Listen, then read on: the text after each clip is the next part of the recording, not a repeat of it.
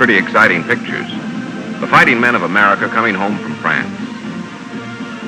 Down Fifth Avenue they marched with their brass shining and grins a mile wide. The crowds cheered and waved flags, and the doughboys home from Chateau Thierry and Belleau Wood planned on picking up their lives just where they'd left them. Only for a lot of them, it didn't work out that way. Not exactly. Some of these marching men wanted to go back to school, but discovered they didn't have the money. Others learned the jobs they'd left behind were gone, or if they were there, they didn't want them. They wanted something better. But for these returning soldiers, no legislation had been passed, nor any program mapped out to give them the break they deserved. They got medals, but 15 years later, some of these men were selling apples on street corners. Others were known contemptuously as bonus marchers. What about this time, Mac? Are these Navy boys going to get the same sort of deal? What about this man who's fought the long, tough fight up Italy and has been knocked out? What's going to happen to him? Is it going to be the same for these GIs hitting the beach at Saipan?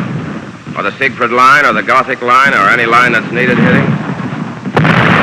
When it's all over, is it going to be like last time for them? No, this time it's going to be different. Yeah? What makes you so sure?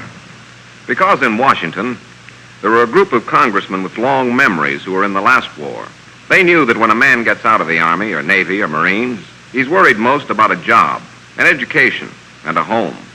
And that's why Congress, led by the President, passed the law, the Servicemen's Readjustment Act of 1944, better known as the GI Bill of Rights. And to make sure it works, a Veterans Administration is already busy in Washington with General Frank Hines in charge. Sounds all right. Sounds great, in fact. But I'm from Missouri. You got to show me, brother. Happy to. Let's take a typical example. We'll call this corporal who saw action in Italy Vic Jones. Here he's signing his name to one of the most important documents of his career, his honorable discharge. After that, he bucks his last GI line to get his mustering out pay. Everybody get the same pay? No. The amount depends on the length of a man's service. $100 for the man who's only worn a uniform 2 months. $200 for the GIs who served here in the States more than 60 days. And $300 for the soldier who's been overseas, like Jones. He gets $100 now, another $100 in a month, and the last $100 in 2 months. Pretty nice, huh? After all, $100 is a lot of bucks. I'm not complaining, so far. But changing over from a GI to a civilian costs money. By the time a guy has bought himself a new outfit and looked around, trying to remember his saluting days are over, most of his dough is pretty well shot. What happens then? That's where the GI Bill of Rights comes in. Jones, by law, like every discharged soldier, must report back to his draft board. There, if he wants his old job back, he finds out if he's eligible and how to go about it.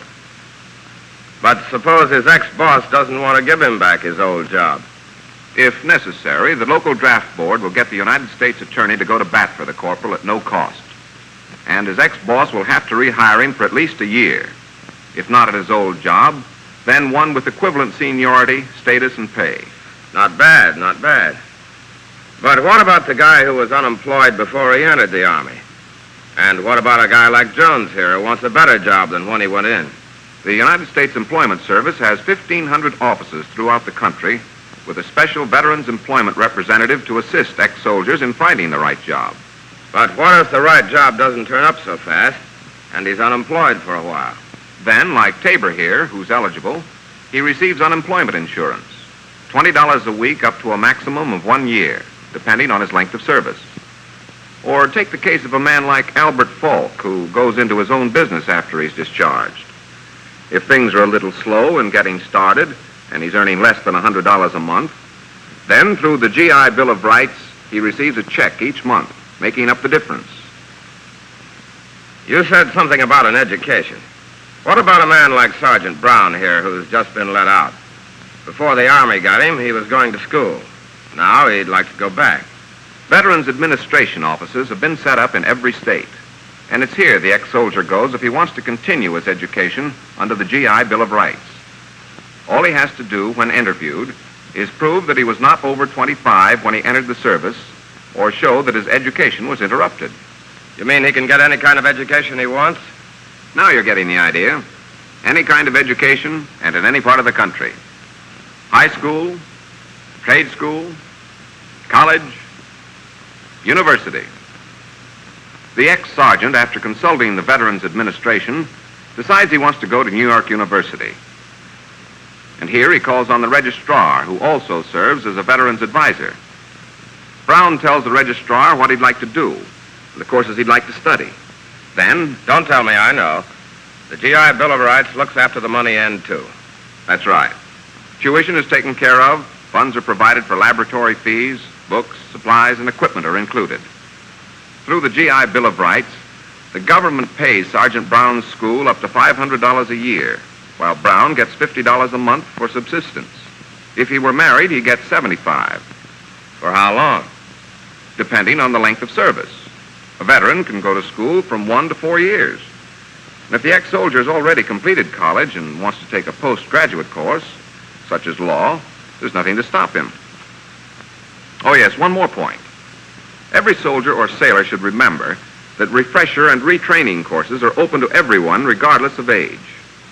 If a man wants to, he can brush up on his training or plan to take new courses. Nice house, isn't it? Sure, it's nice. And if I'm lucky, after I get out, in 5 or 10 years, I'll have one pretty much like it. Well, George Tobin, just driving in, didn't have to wait any 5 or 10 years. As soon as he got out of the Navy, he applied to the Director of Finance, Veterans Administration in Washington. And they were able to help him get a loan by guaranteeing it up to $2,000. Of course, George, like every veteran, had to meet certain conditions, prove he was a reliable citizen. But he was able to do that all right. I guess I was all wrong about it being like last time. But wait a second. What about the beautiful blonde? Don't tell me the GI Bill of Rights guarantees every returning serviceman one of those, too. No, that's still up to the veteran. Just as it's up to him to take advantage of the GI Bill of Rights and not expect the government to come after him. The GI Bill of Rights is not a reward or a handout or a gravy train, but rather an American way to make it easier for each man to take his place once again in the community and get some of those things for which he went to war. A job, a business, an education, a home.